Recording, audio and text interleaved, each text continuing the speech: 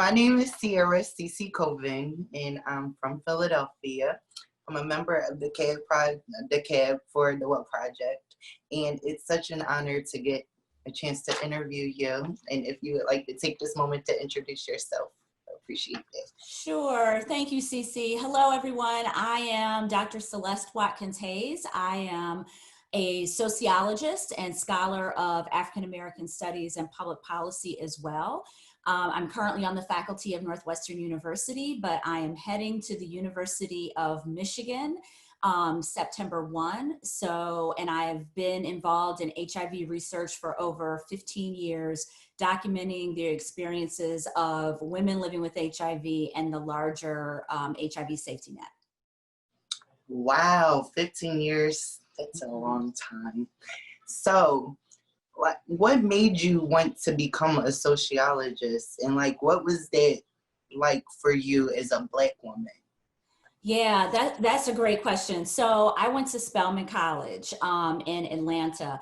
And when I arrived at Spelman, I already was pretty passionate about social justice issues. I was raised in a family and in a community that was thinking about inequality as it relates to race, particularly racial inequality and economic inequality. So I already had a fire in the belly around issues of inequality and injustice. And I developed a sense pretty early on in my life, realizing how our experiences are largely shaped by where we come from and what resources we have what resources we have access to and what opportunities we have access to, and that those things are not evenly and fairly distributed. So when I got to Spelman and started taking sociology classes, finally there was a language to talk about the things that I was observing. So I couldn't necessarily describe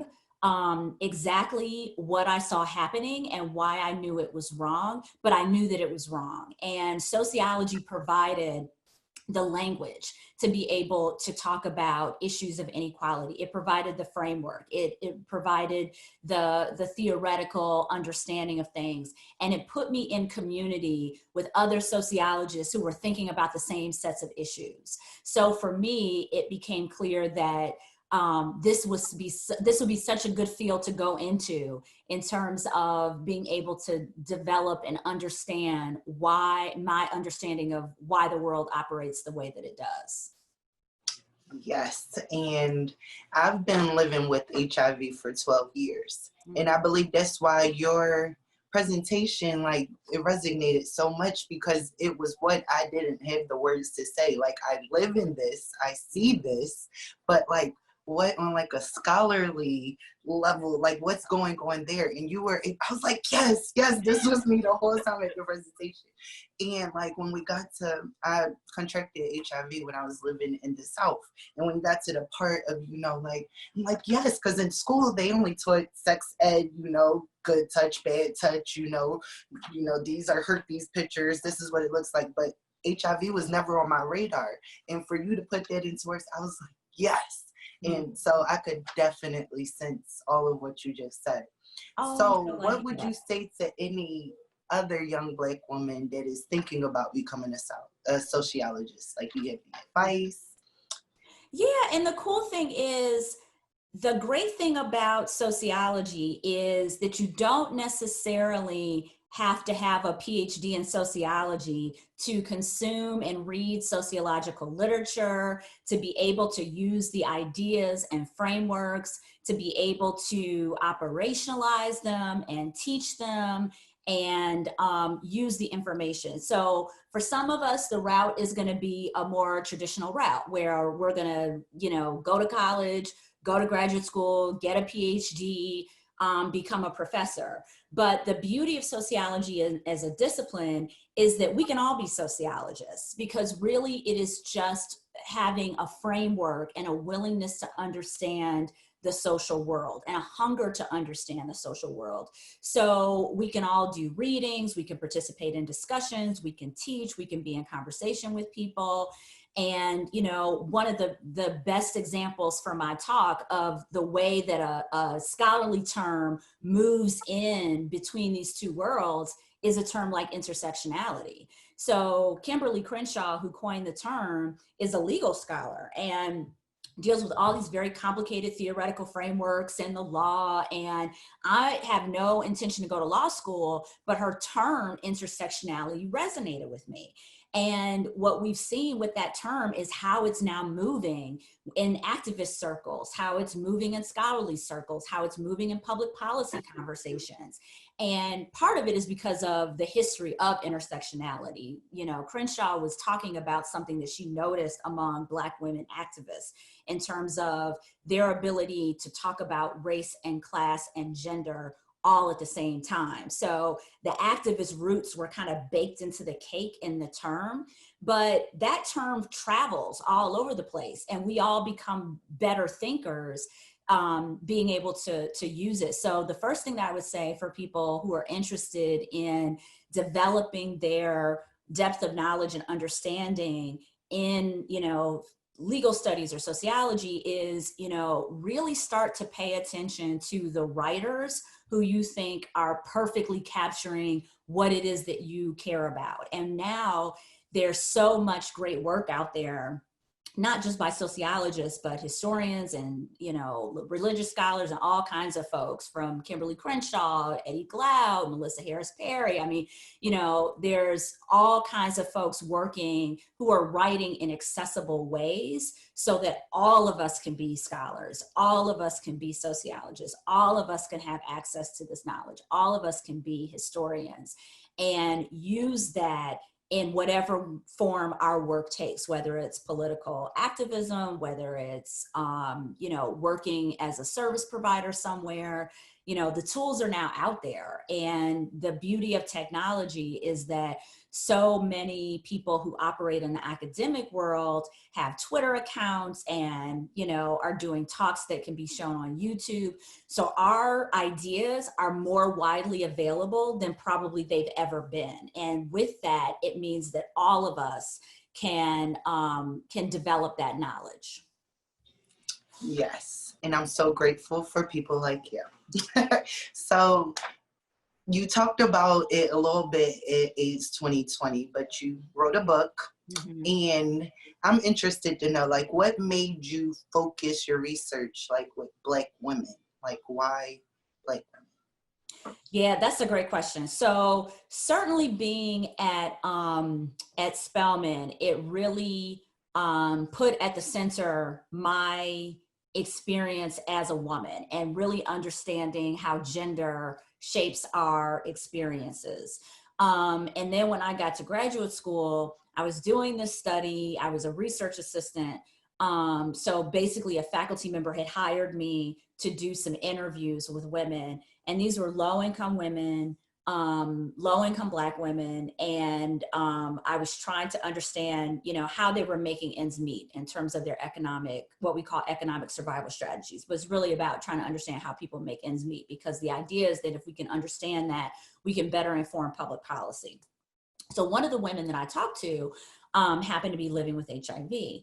And what struck me is how her networks were different from the other women. She had relationships in the HIV community. She had case management. She had friends. She had a support group. She had, you know, all of these other kind of supports that were helping her make her way in the world that were very different from the other women that I was talking to. So the seed was planted of, oh, this is interesting. And then I started to hear about the statistics on HIV and Black women. And what we find, unfortunately, with a lot of social dynamics, whether it's incarceration, whether it's HIV, whether it's, you know, employment, Black women often have some of the most disturbing statistics. But we are also some of the most brilliant, energetic, beautiful, and compassionate people to ever walk this earth, and creative. So for me, that's always been this weird contradiction of, you know, I went to a college for Black women. I have Black women all in my life. I see UCC and I see so many other women who have such talents and gifts and skills. And nevertheless, we still see these statistics. So the gap that I see between what I see and what we know to be in the world in terms of the beauty of Black women and the realities of the statistics in terms of health and education and income, the gap there is about opportunity. And the gap there is about resources. So my job as a scholar is to figure out what's happening in that gap. What's operating, open the black box to figure out what's happening to make things fly the way that they're flying. So for me, what I really appreciate about being able to do this work is being able to hear a story like the woman in Boston who talked to me about her networks, and then to hear the statistics about Black women and to figure out like what's happening there. What is this in the middle in terms of why Black women are finding themselves disproportionately at risk? And if they do find out that they're living with HIV, what's happening in terms of their access to resources, their access to opportunities, and what are the barriers? And ultimately, for me, it's about, yes, the hardcore policy conversation of what could we be doing better for healthcare, for services, et cetera. But it's also about how do we help women heal?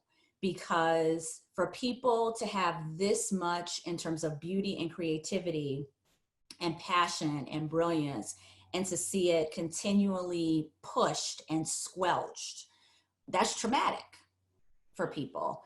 And part of what I see my work doing is to help women through that trauma as well. So yes, I want to talk to policymakers about here's what we could be doing as it relates to healthcare and services and all that's important. And I've done all these interviews and here are the statistics, and I can talk to policymakers in that way.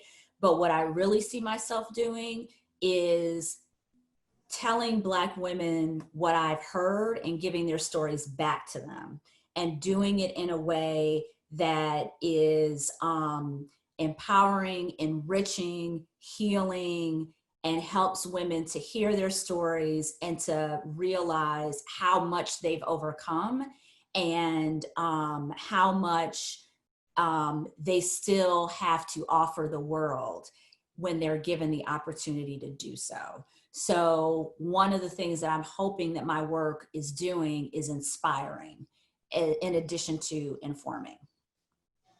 Thank you, because we most definitely need that, like the opportunity. This was my first AIDS, International AIDS Conference. I'm fairly new to advocacy, and it's just always been so interesting to me that there are not as many conversations as I thought that should be had based around women. Like I didn't even think that I was really at risk for HIV because those weren't the messages that I was receiving, you know, in the space that I was. And then 12 years later to still see that we are, you know, not having a conversation is at least as much as I think that we should. That was very, very obvious at the conference as well. Yeah. Why do you think that is? Yeah, that's a really good question, Cece, because, you know, women account for, you know, half the HIV cases globally. And one of the things that I think is because of the initial framing of HIV as an illness that was disproportionately affecting men, at least in kind of industrialized country, highly industrialized countries like the United States, I think it got framed that way globally from the outset in a way that we're constantly pushing back on, right? We know that, yes, it is the case that gay and bisexual men, or MSM, are disproportionately represented amongst the HIV cases, not just in the US, but globally, but they're not the only population that's affected. So we've been constantly trying to kind of reshape that, you know, those early narratives that still are very present. And then not only the narratives, the infrastructure that follow the narratives really got set up to really focus on men. And part of that was through the activism of men and the work that they were doing to kind of build an infrastructure. But women were always present. whether they were fighting on behalf of men or whether they were fighting for themselves. They have always been present. Their activism isn't always, and I write about this in my book, isn't always as visible in quite the same ways. And I talk about how women in the early years were afraid of losing custody of their children if they came out about their HIV status. They were worried about being deemed unfit mothers. They were worried about the consequences that this would have on their children. They were worried, even, you know, whether they had children or not, of being deemed unlovable or unclean or promiscuous. All of those things that we know have been used to attack women really since the dawn of time. So in a lot of ways. So the idea that, you know, it always takes courage to be an HIV activist, but women had a different set of dynamics to navigate. So the narrative, the infrastructure that was being developed often didn't happen as visibly as it happened for the men. And that's something that we're still trying to push back on. We're still trying to be visible. We're still trying to be present. We're still trying to be accounted for. We're still trying to be at the leadership and at the helm of the conversation. And that is an ongoing struggle. And I think, you know, there are a couple of things that we can do to address that. Number one, you know, we've got to be in the leadership. And, you know, Cece, that's why I'm so excited for the work that you're doing, in that you have your own personal story, but what's so beautiful about what you're doing is that you're now thinking about, how do I move the personal to the political, right? How do I think about using what I've learned and using my experiences and using my kind of my development as a sociologist to get channeled into this larger HIV infrastructure, to position yourself and to position women like you that you're allies with to, you know, run for those leadership positions, go into those meetings, take up space, be willing to put your ideas forward, and to insist on not being so intimidated that we get intimidated into silence. And because with being intimidated into silence, we get intimidated into being absent, right? And not being counted. So what you are doing is so powerful. And I never want you to, you know, I never want women to underestimate the power of taking those personal experiences and using them to push for a stronger political agenda. Because the reality is, privileged white men do that all the time. They take what's personal to them, they take what's important to them, and they make it political. The difference is the rest of the world therefore affirms it as the way it should be, right? It's just understood and taken for granted that like what's good for them, it must be good for everybody else. Not so, right? What really moves the needle is everybody has to come in with their perspective and to advocate for what they think is the next step and what should happen and what's important, and to push back on this notion that their experience is the only experience or the normative experience, and their leadership is the only leadership and the right leadership. So continuing to build your skill set is what I would say to every woman out there who's looking for a way in. And don't be afraid to take up space. So if you feel like there was an imbalance with the AIDS 2020 structure, absolutely let that be known. Absolutely give that feedback. And when it's time to plan the next one, you know, let's have the proactive conversation. Okay, where are the women going to be? How are we going to make sure that women's needs are centered? Let's think about what we learned from the last time and make sure that we're getting involved early and often in terms of shaping the agenda and shaping the conversation. Like sometimes that seems so like unattainable. Like, thank you for affirming it. Like, sociology was my minor in college. And like, I just love this whole thinking. But sometimes, you know, you feel like you're just one of those people and you don't really have a voice.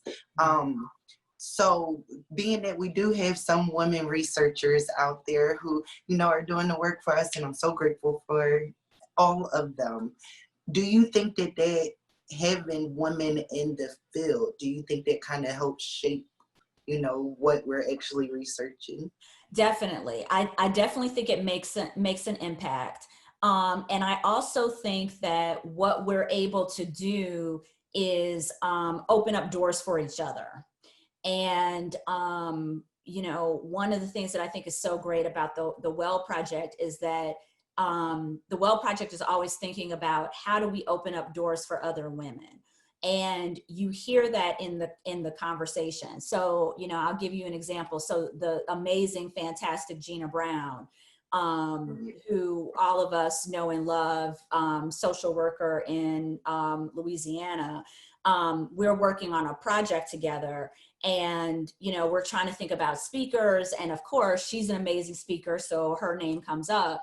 And, you know, Gina said, well, actually, you know, part of my role is to make room for the next woman. So let me give you some names of some other women who could do this just as well, if not better. Names that you might not have heard of, names that may not be in the room right now, names that, you know, don't always get brought up, but that nevertheless have a lot to offer. So that is such a good example of what we all need to be doing for each other, right? So when we think about, you know, who's going to be the speaker or who's going to help organize this event, trying to think about a broader community of people that can be brought into the discussion. And with being in the room, with those experiences, you get better and better. So I know that it can be very intimidating. I know that it can be very scary, but it's the kind of thing where practice makes perfect. The better you get at it, the more comfortable you are. So,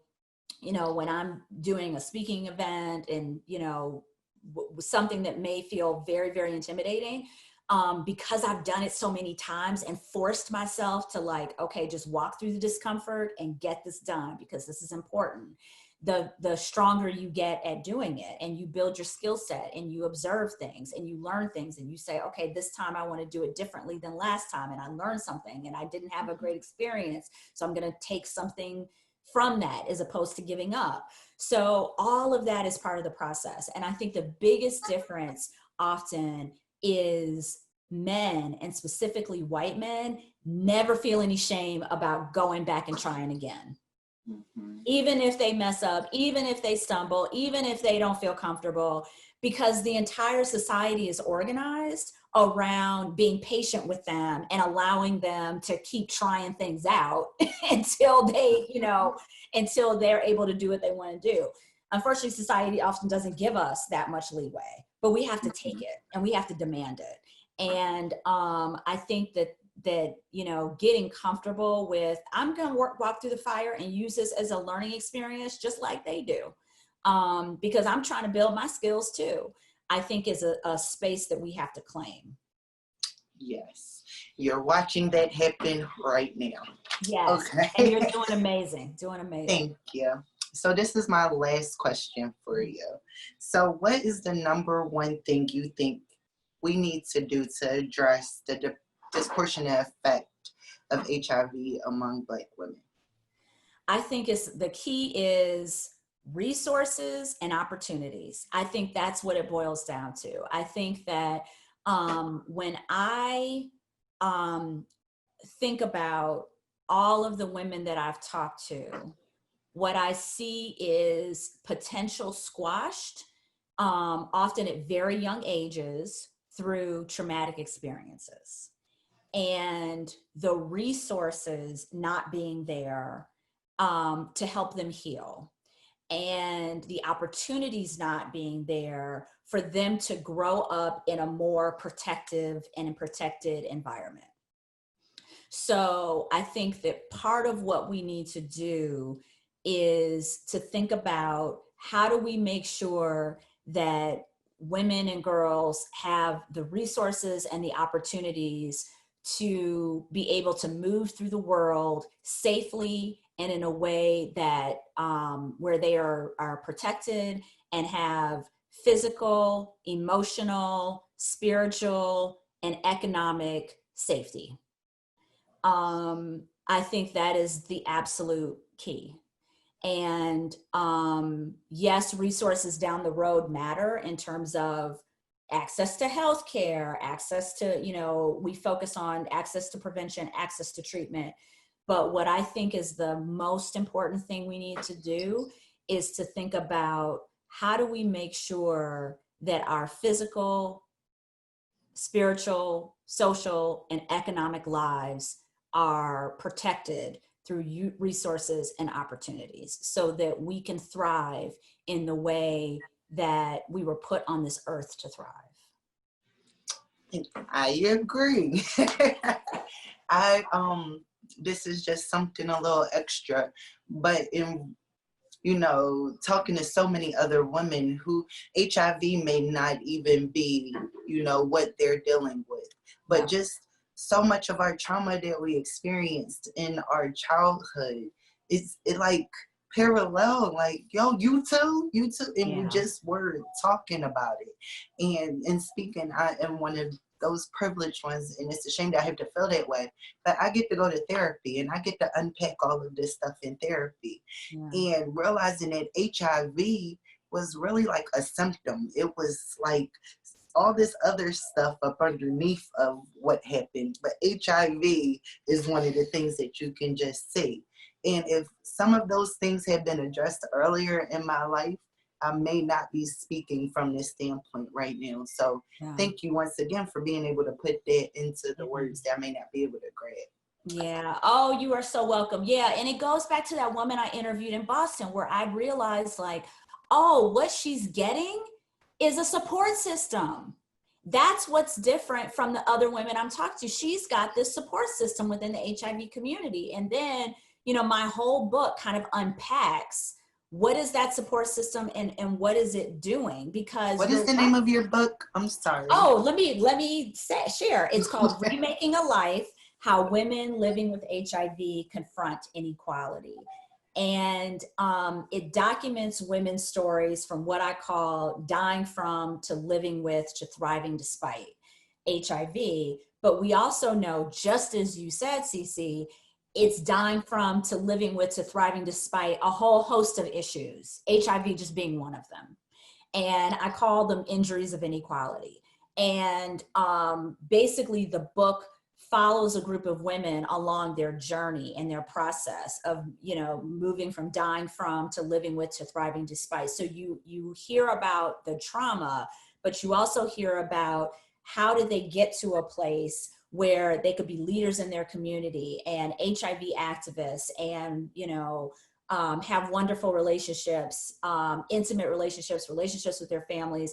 And that piece in the middle of like, what did it take to help them get there is really about a conversation about the HIV safety net and what it has produced and the space it has created for women to be able to work through that trauma that you talk about and unpack it and get access to therapy and get access to healthcare and get networks with other women who have had the same experiences and to get leadership experiences and to have someone look at them in all of their beauty and say, you are so talented and you can be doing this. Have you thought about this? Have you thought about this kind of career and this kind of leadership and coming to this kind of meeting and helping us guide policy and services? And what the HIV community does very well is to help people develop that. And I look at the stories of the women, but then I also look at how did this infrastructure come to be and who are some of the people. There were so many. I could have written like volumes about all the people who've been involved in building the HIV safety net.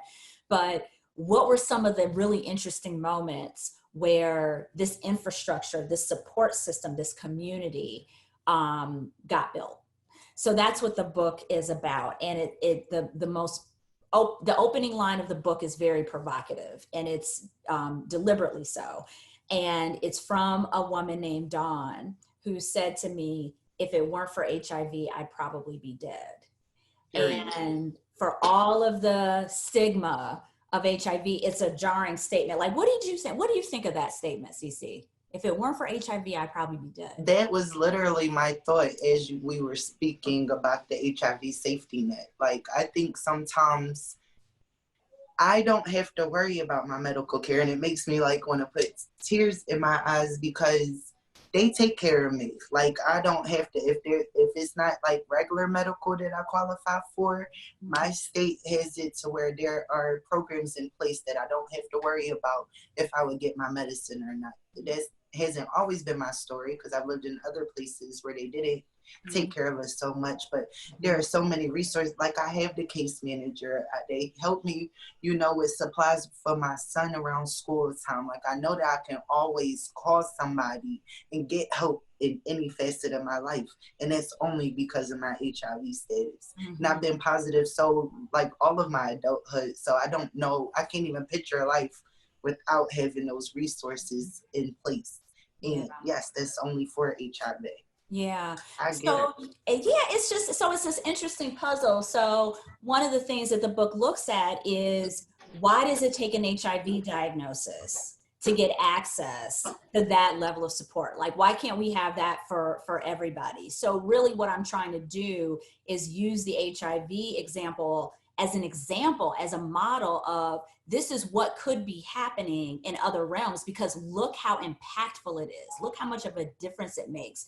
And so much of your story is, getting access to the services to be able to, have the security that you need, but then being able to turn that around and then become a leader, right? And to be able to contribute, because you're not worried about where your kid is going to get their school supplies from, because you're not worried about where your next meal is coming from or where your healthcare is going to come from. So that frees up the energy to focus on policy or helping other women, mentoring, being involved with the Well Project, and all of the people that we're going to touch through this conversation. The HIV safety net makes it possible for you to be able to move your talents and your skills into something like this conversation that we're having right now, that's going to touch so many lives. So the line, if it weren't for HIV, I'd probably be dead. She's not saying this is awesome to have HIV. What she's saying is, if it weren't for the HIV community, I'd probably be dead. So my book looks at, where did that community come from, and what are women's experiences within it? And then how do they become leaders within that network? Well, once again, thank you for that. You are And so the Well Project. I love y'all. So welcome. Thank you. Thank you. And this has just been such an honor for me. So I appreciate it. Thank you very much.